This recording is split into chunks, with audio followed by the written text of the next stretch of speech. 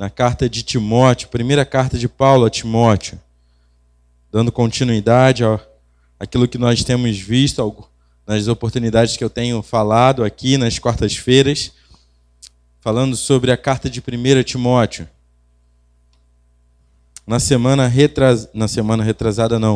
início de novembro, eu tive a oportunidade de compartilhar com vocês aqui a palavra a respeito dessa carta, e eu falei sobre o bom combate, sobre lutar o bom combate ali nos versículos 18 a 20, final do capítulo 1, né? E agora, continuando essas instruções, esse fortalecimento que Paulo se propôs a fazer na igreja de Éfeso, Paulo ele vai dar algumas direções para essa igreja com relação ao culto público dela. Como a gente falou nas outras oportunidades, Paulo havia sido solto de sua prisão em Roma. Ele, quando foi solto, ele não continuou o seu percurso até a Espanha, mas ele retornou para Éfeso com a finalidade de fortalecer as igrejas da Ásia Menor, passando por lá ou enviando suas cartas. Então, para Éfeso, Paulo ele envia essa carta com o objetivo de fortalecer essa igreja. A gente já viu outras situações também no início do capítulo 1, que Paulo combate fortemente os falsos mestres que já haviam se implantado dentro dessa igreja. Mas agora, depois ali no final do capítulo 1, onde Paulo ele vai encorajar Timóteo a ele entrar de cabeça nesse ministério, fazendo o seu trabalho, cumprindo em confrontar esses falsos mestres, instruindo a igreja de Cristo. Depois que Paulo dá essa motivação para Timóteo combater esse bom combate, agora nos versículos de 1 a 7 do capítulo 2, Paulo ele vai tratar de um assunto muito importante na vida da igreja. Ele vai tratar sobre a vida de oração da igreja.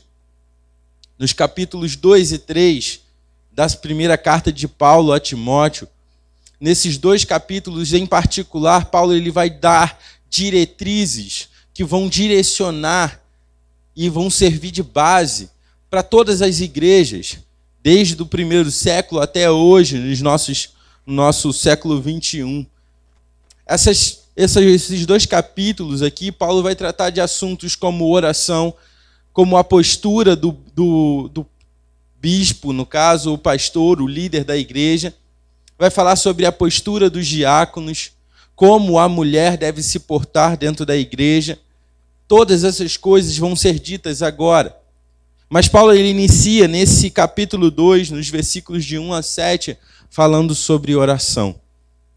E quando eu penso numa vida de uma igreja que ora, que tem esse hábito bom, que promove esses momentos de devoção a Deus em maneira comunitária, orando uns pelos outros, orando pelas pessoas, orando pelo mundo, eu não tenho como não me lembrar da igreja dos morávios no século XVIII. Eu comentei com os irmãos aqui na classe dos adultos sobre essa igreja. E essa igreja, ela ficava ali na Alemanha, e essa igreja ela entrou num propósito de dedicar todo o dia em momentos de oração. Mas não ficava uma pessoa unicamente orando durante 24 horas, mas eles se dividiram em grupos.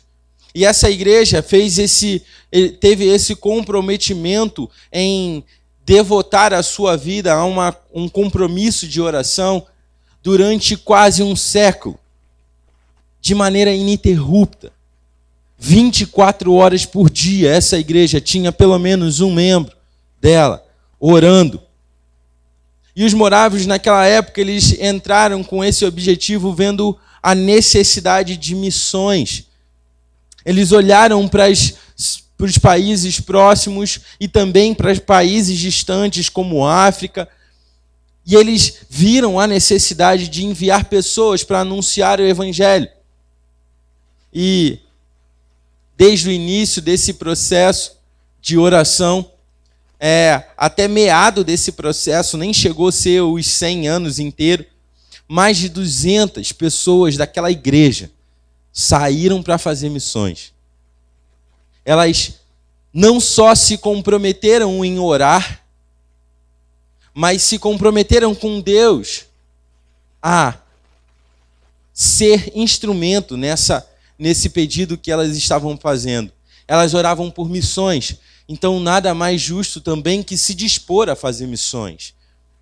E eles entenderam isso. E quando eu vejo a vida de oração dessa igreja, eu vejo também que elas não simplesmente oravam só por missões, mas só que missões engloba muita coisa. Missões englobam uma vida de santidade.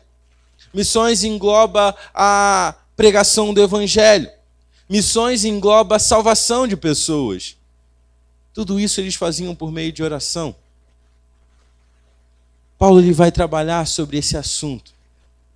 Uma igreja que ora é uma igreja sadia, que está envolvida com os propósitos salvíficos de Deus. E Paulo ele vai tratar isso agora no capítulo 2, dos versículos 1 a 17. Portanto, nós vamos aprender hoje que a vida da igreja deve ser marcada pela oração. Mas a gente pode pensar, nossa, mas como assim, Paulo?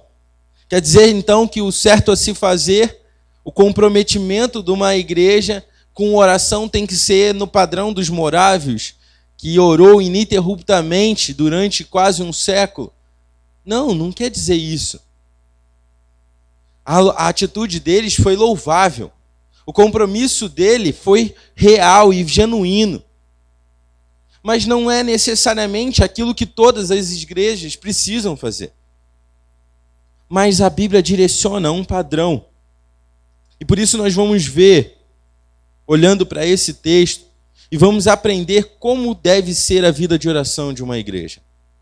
Acompanhem comigo, por favor, versículos de 1 a 7, na primeira carta de Paulo a Timóteo, capítulo 2.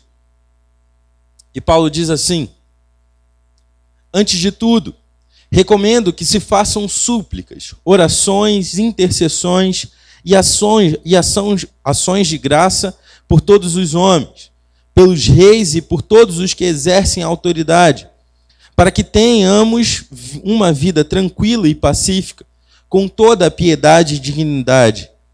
Isso é bom e agradável perante Deus, nosso Salvador, que deseja que todos os homens sejam salvos e cheguem ao conhecimento da verdade. Pois há um só Deus e um só mediador entre Deus e os homens, o homem Cristo Jesus, o qual se entregou a si mesmo como resgate por todos. Esse foi o testemunho dado em seu próprio tempo. E para isso, fui designado pregador e apóstolo. Digo-lhes a verdade e não minto. Mestre na verdadeira fé aos gentios. Oremos. Senhor Deus, nosso Pai, muito obrigado por esse momento, Senhor. Nós te pedimos que o Senhor direcione os nossos corações a aprender daquilo que a Tua palavra quer nos ensinar.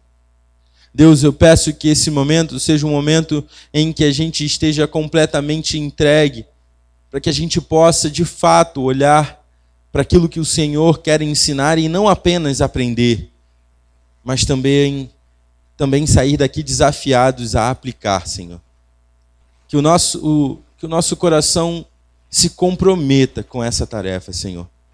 Que a gente não saia simplesmente daqui cheios da Tua palavra sem objetivo de praticá-la, Senhor. Mas que a gente saia daqui desafiados a pôr em prática, mesmo que isso resulte em sairmos da nossa zona de conforto. Eu oro assim, Senhor, agradecido por tudo que o Senhor tem feito e já fez nas nossas vidas e por aquilo que o Senhor ainda vai fazer. Oramos em nome do Teu Filho amado Jesus. Amém. Bom, Paulo ele vai falar nesses primeiros versículos, basicamente no primeiro versículo, algo muito interessante. A vida de oração da igreja deve incluir intercessões, petições, orações e ações de graça. A primeira coisa que Paulo vai direcionar para a igreja de Éfeso, e principalmente aqui para o seu líder, Timóteo, para que ele possa instruir essa igreja também, é que eles façam orações. Mas Paulo ele utiliza, é interessante perceber que Paulo ele valoriza tanto essa oração, essa prática da oração na igreja, que ele vai convocar essa igreja a clamarem a Deus em oração, mas ele é um tanto quanto repetitivo, aparentemente. Quando você olha aqui o versículo 1, e Paulo ele iniciando aqui, ele fala que façam-se súplicas, orações, intercessões e ações de graça. A princípio, quando a gente passa assim, despercebido numa leitura, na primeira leitura que a gente faça, talvez essas palavras simplesmente foi uma repetição de Paulo. Mas quando nós olhamos para a intenção do apóstolo, vemos que ele estava querendo enfatizar coisas específicas. Pelo menos duas dessas palavras têm um significado muito próprio. Quando Paulo utiliza aqui a palavra súplicas, essa palavra define petições de algo que se tem em falta. A súplica se resume a isso. Algo que está em falta e está sendo solicitado por alguém. E isso é interessante vendo um contexto na sequência do versículo, ele falar que a obrigação da igreja é se comprometer com oração por todos os homens. Isso é interessante porque a gente pode olhar para a necessidade das pessoas que ainda não foram alcançadas por Cristo Jesus. Pessoas que ainda não têm Jesus Cristo como Senhor e Salvador das suas vidas. Essas pessoas estão necessitadas de algo. E Paulo está encorajando aqui, igreja de Éfeso, supliquem. Façam súplicas por essas pessoas que ainda não têm isso. Orem por cada um deles, para que eles possam, no tempo oportuno, no tempo que Deus determinar, se assim for da vontade de Deus, que eles venham a confessar Cristo Jesus como Senhor e Salvador das suas vidas. Passando para outra palavra que é interessante notar também, por causa do seu significado, é a palavra intercessões.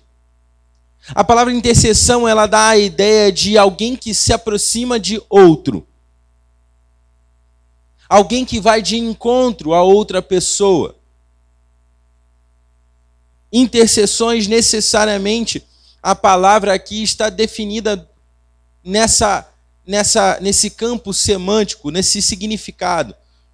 Alguém que se aproxima de outra pessoa. E quando nós olhamos novamente para o fato de Paulo ressaltar que essas orações, essas súplicas, petições devem ser feitas por todos os homens, nós vemos também que há necessidade dessa igreja se ir ao encontro dessas pessoas. Então nós vemos que Paulo ele não está utilizando palavras simplesmente para fazer repetições ou se tornar alguém redundante. Mas Paulo tinha um propósito em cada uma delas. Para que a igreja de Éfeso pudesse identificar com clareza o propósito da vida de oração de uma igreja. Então Paulo ele vai falar, pode até parecer algo comum de se falar numa igreja, mas quando Paulo fala isso para a igreja de Éfeso, ele está falando justamente porque a igreja de Éfeso não fazia mais. A igreja de Éfeso abandonou essa prática de interceder por essas pessoas. Abandonou, negligenciou essa prática de suplicar, a pedir a Deus aquilo que outras pessoas têm falta. Esqueceu de agradecer a Deus. E por isso Paulo está vendo a necessidade de fazer. E Paulo sabia dessa condição da igreja de Éfeso, justamente porque Timóteo se comunicava com ele. Então Paulo sabia. Desculpem. Paulo sabia dessa necessidade da igreja. Eu falei para os irmãos que eu comentei esse exemplo da igreja dos morávios aqui na classe dos adultos. E a gente comentou justamente no momento em que a gente estava estudando sobre a vida de oração de Cristo Jesus. E eu falei para eles, é impressionante como a prática da oração ela acaba sendo banalizada na nossa vida cristã. E quando eu olho para a igreja de Éfeso, eu percebo isso também. Por banalizar a importância da oração, a igreja de Éfeso abandonou essa prática. Da mesma maneira pode acontecer com a gente. Quando a gente esquece a funcionalidade, o objetivo da oração na nossa vida cristã, a gente abandona esses momentos de intercessões, súplicas, ações de graça, oração no geral. E a oração é justamente o fator que faz com que a gente evidencie que dependemos de Deus. A igreja dos moráveis orava em prol de missões e se dispunha a ir até as outras nações para fazer missões, porque dependiam de Deus. Entendiam a necessidade de suplicar, de interceder por pessoas que ainda não conhecem a Cristo Jesus. E Paulo está chamando essa igreja para eles prestarem mais atenção, se comprometerem mais com essa tarefa. Paulo está falando para a igreja de Éfeso, não parem de orar. A vida de oração de vocês, ela é regrada, ela deve ser regrada. E na sua vida de oração, ela precisa incluir essas pessoas. Obrigado, Gil.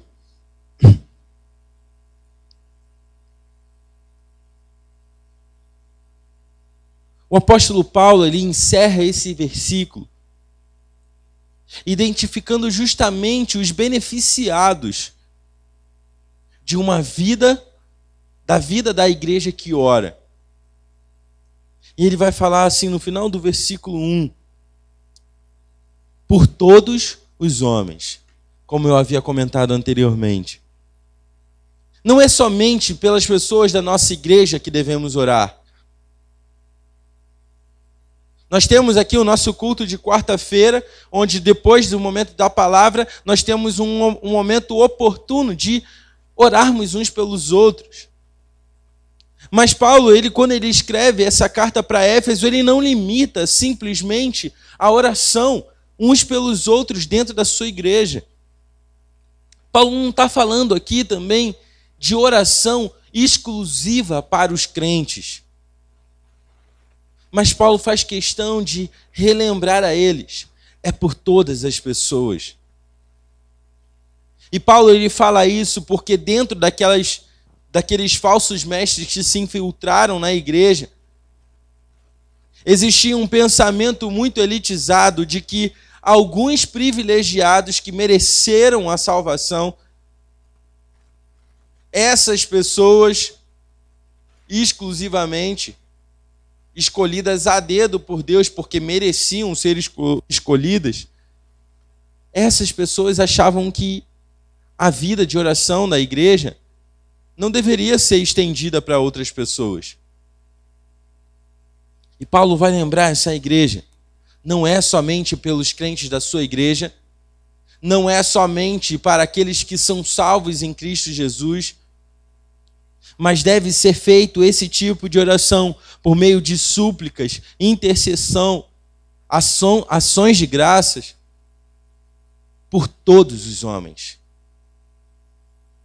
Igreja, não pare de orar por aqueles que estão perdidos, porque eles necessitam da salvação.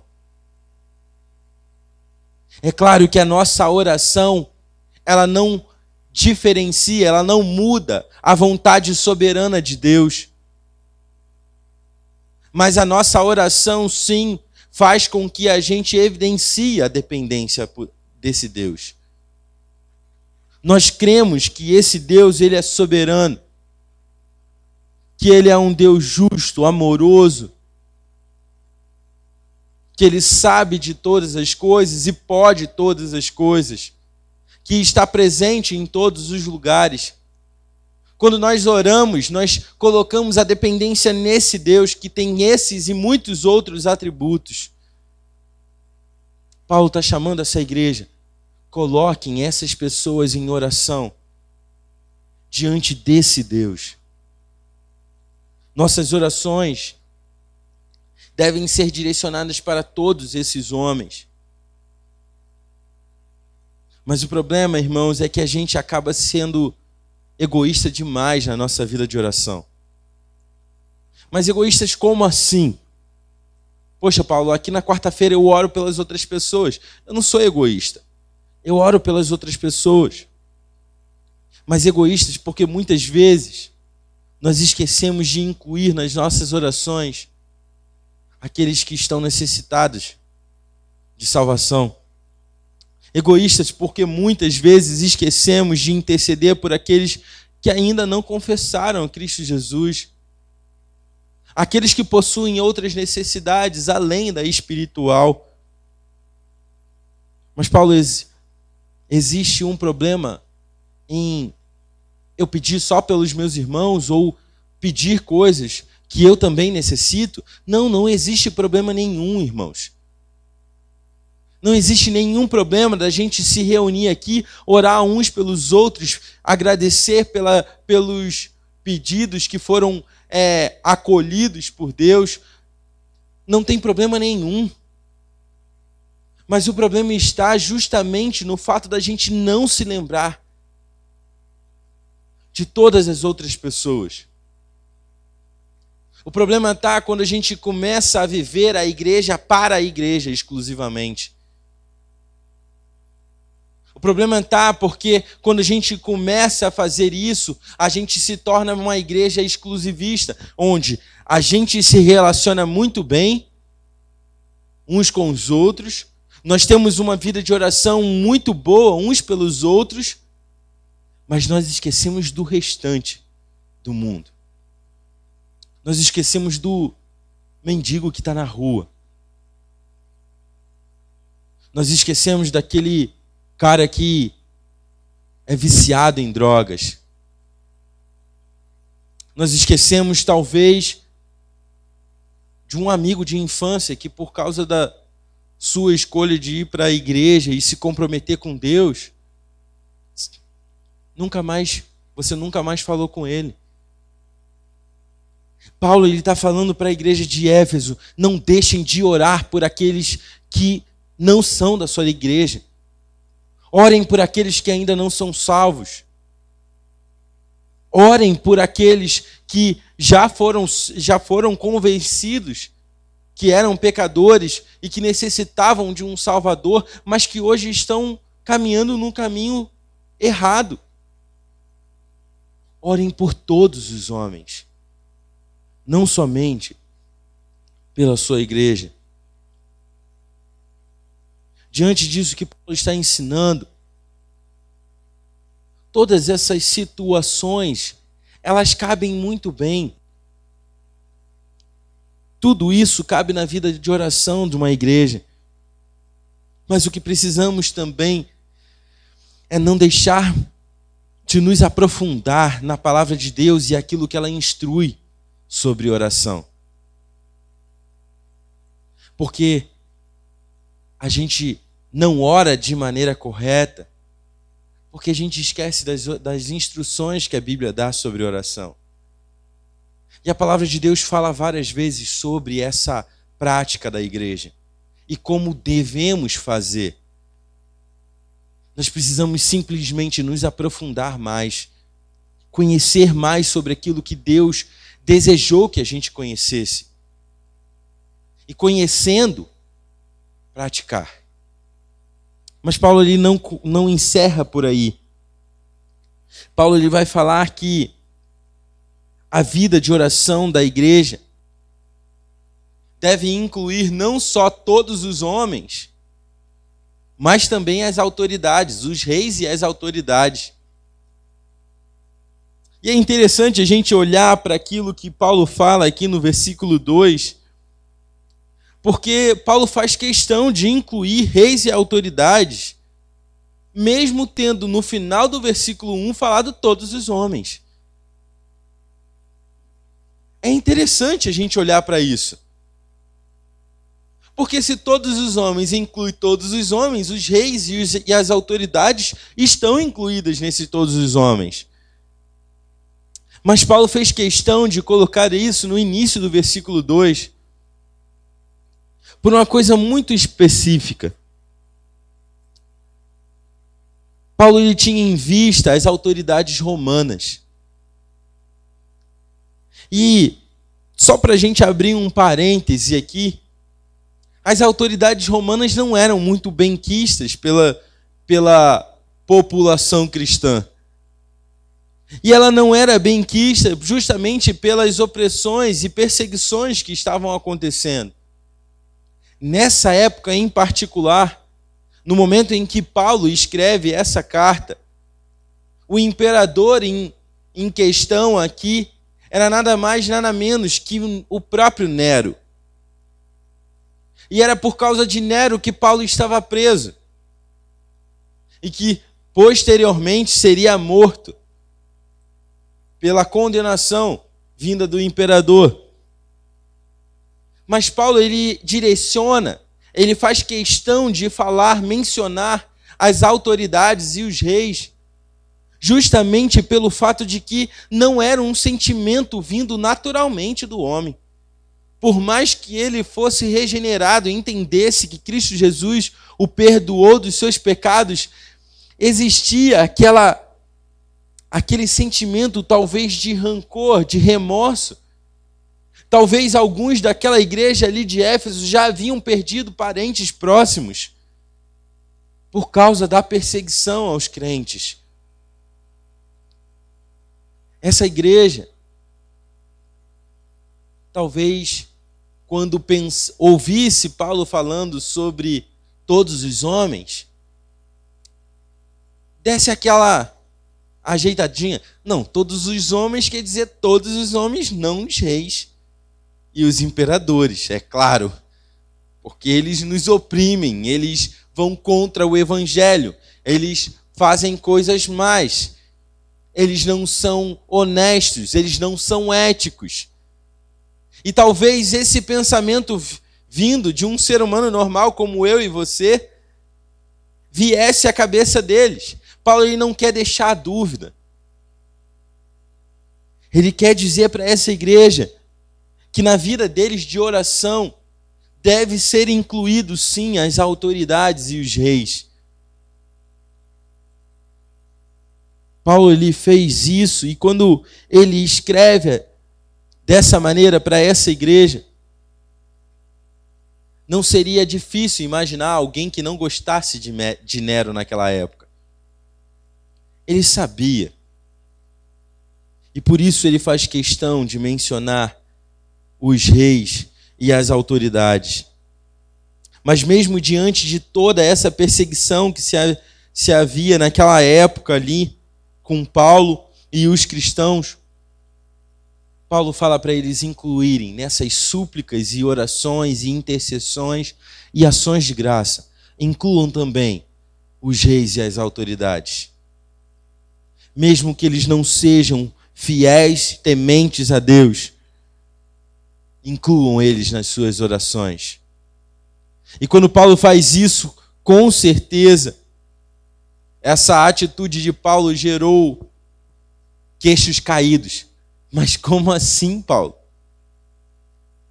Você está falando para a gente orar por Nero, esse homem que te prendeu. Você está falando para a gente orar pelas autoridades romanas que estão aqui, e essas autoridades te açoitaram, Paulo, mesmo não tendo acusação contra você. Paulo, você está falando para a gente orar por essas pessoas, sendo que elas estão matando os nossos parentes, queimando as nossas casas. Como assim, Paulo? Por que nós devemos orar por eles? E Paulo, ele responde isso com muita naturalidade e calma, na sequência do versículo. Paulo vai falar para eles, para que a gente tenha uma vida tranquila e mansa.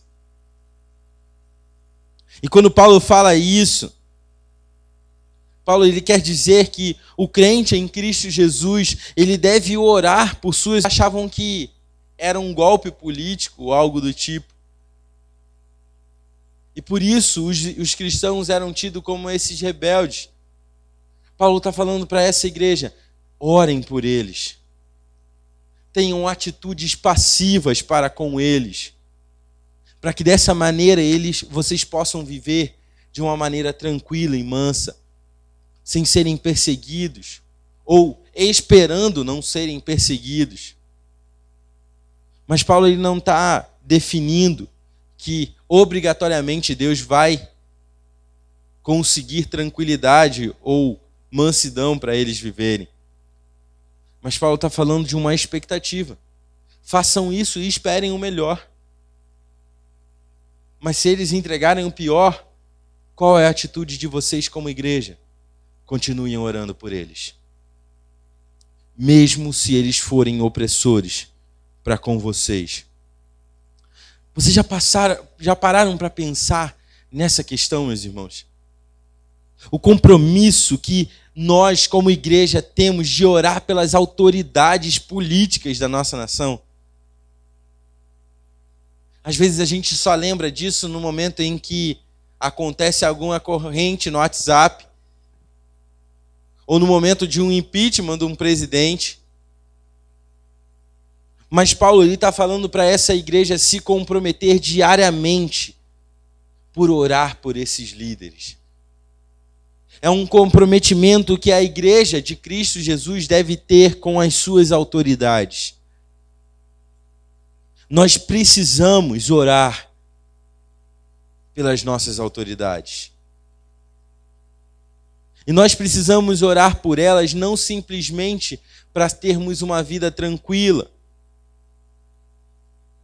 nem tampouco para conseguir favores da política.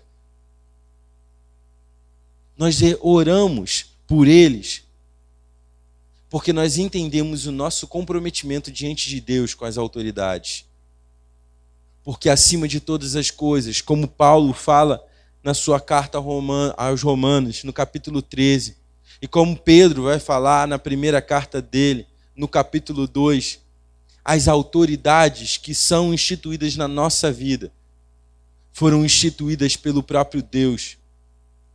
E Paulo ainda vai mais longe, ele fala, aquele que se rebela contra a autoridade, ele está se rebelando contra Deus que a instituiu. Ou seja, o compromisso da igreja não é ficar falando mal de políticos, indo para redes sociais, alimentando qualquer tipo de desordem.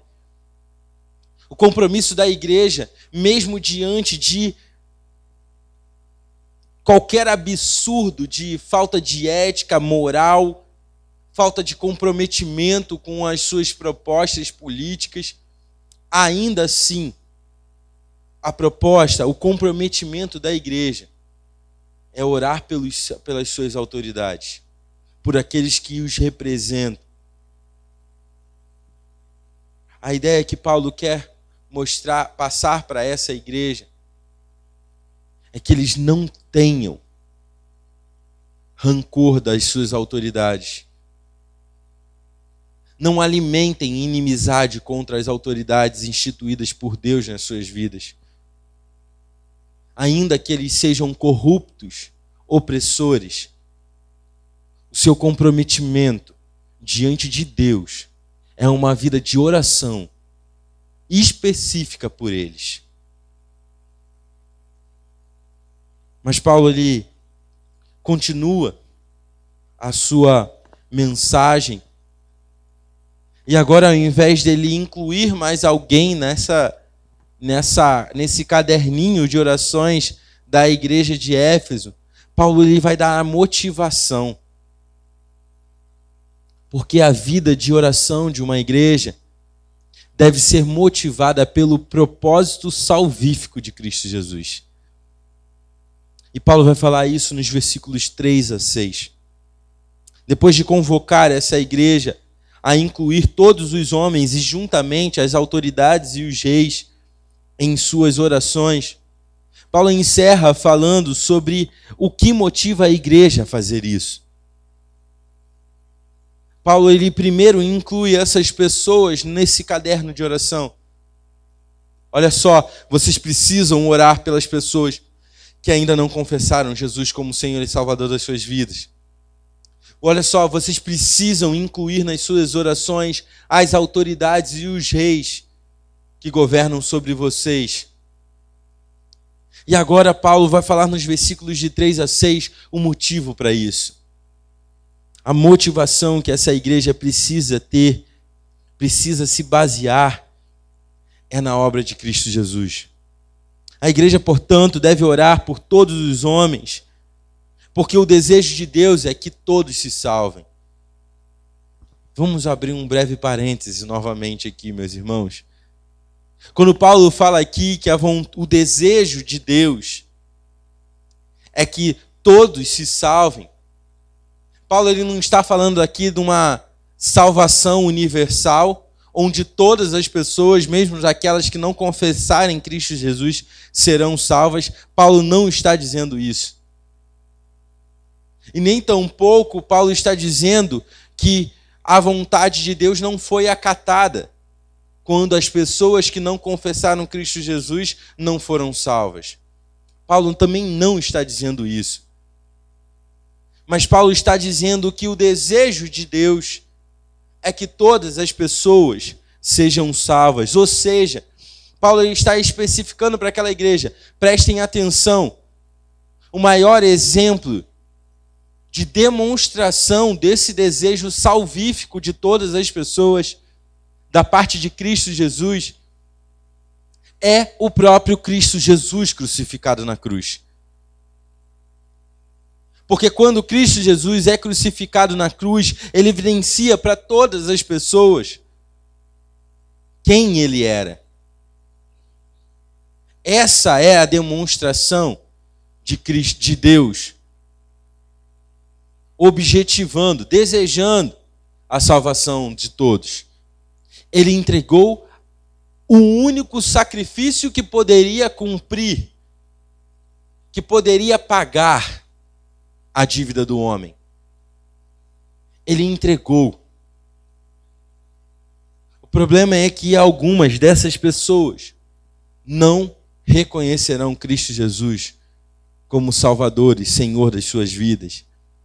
Mas Paulo está dizendo que quando ele põe aqui na sua carta que o desejo de Deus é que todos se salvem, ele está se referindo à obra de Cristo Jesus na cruz, e não uma salvação universal. Bom, fecha parêntese. Então, tendo em vista essa afirmação, o crente no Senhor Jesus, ele deve orar por todos os homens e por suas autoridades, porque conhece esse desejo de Deus. O crente em Cristo Jesus conhece a obra de Cristo Jesus. O crente em Cristo Jesus sabe o poder salvífico que existe em Cristo Jesus. Porque ele já foi alvo dessa salvação. Então, conhecendo esse desejo de Deus, esse crente, ele se compromete a essa vida de oração, para que ele possa evidenciar para essas outras pessoas que ainda não conhecem Cristo Jesus, para que assim, dessa maneira, elas possam ouvir a mensagem do Evangelho. Porque quando nós oramos por essas pessoas, nós oramos motivados pela obra de Cristo Jesus. E a obra de Cristo Jesus é o Evangelho da salvação. Nós que já somos salvos por Cristo Jesus sabemos que esse desejo é real e ele foi manifesto por Deus naquela cruz. Então não podemos nos acomodar tal como os efésios fizeram. Nós não podemos abandonar a prática da oração como se fosse uma coisa de segunda mão, ou como se fosse algo que eu posso fazer mecanicamente, ou como eu posso fazer de maneira banalizada. Nós não podemos deixar isso acontecer, porque as nossas orações são baseadas na obra de Cristo Jesus nas nossas vidas. Eu fui salvo não porque eu era bom. O crente, ele reconhece isso. Nós deveríamos ser condenados por sermos miseráveis pecadores. Mas por reconhecermos que somos miseráveis pecadores e necessitamos de Cristo Jesus, nós fomos alcançados. O Espírito nos convenceu a dar essa confissão. Então, baseado nisso, eu oro. Motivado por essa obra salvífica, eu oro pelas pessoas. Eu oro pelos meus irmãos em Cristo, mas também por aqueles que ainda não são. Eu oro não somente por aqueles que não são, mas também pelas autoridades. Porque eu tenho convicção nessa obra salvífica que Cristo Jesus operou na cruz. Precisamos, como igreja, olhar para os perdidos, não somente para os perdidos da sua família. Precisamos, como igreja, suplicar, orar, interceder e render graças a Deus, não só por aqueles que são próximos a nós, mas por todos os homens. E precisamos, como igreja, fazer tudo isso motivados no propósito salvífico de Deus, que Deus demonstrou naquela cruz. A vida da igreja, ela deve ser marcada por esse tipo de oração. Uma oração comprometida. Uma oração por todos os homens. Uma oração que é baseada, motivada pela obra salvífica de Cristo Jesus. Que tal como Ele salvou as nossas vidas um dia, nós oramos e intercedemos por essas pessoas, crendo que essa salvação que um dia nos alcançou, sendo da vontade de Deus, pode sim alcançar essas pessoas. Essa é a vida de oração de uma igreja que Deus deseja para essa igreja. Precisamos ter essa vida de oração. É muito oportuno falar de oração no dia de um culto de oração.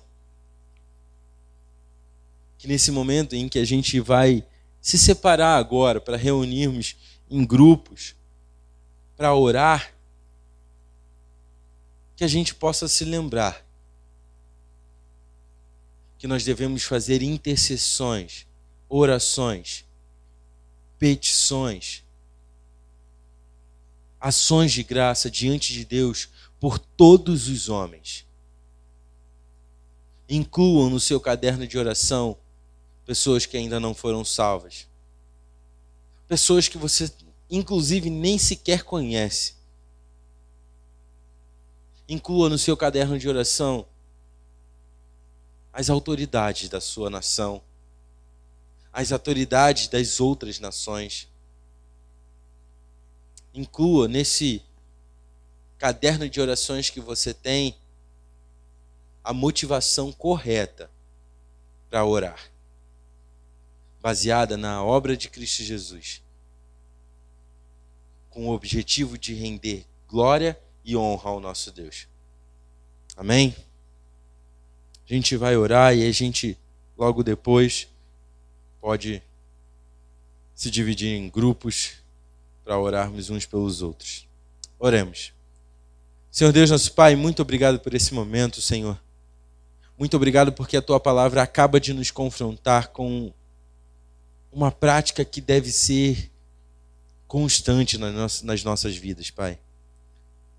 Pai, eu te peço que as nossas orações sejam menos mecânicas, Senhor.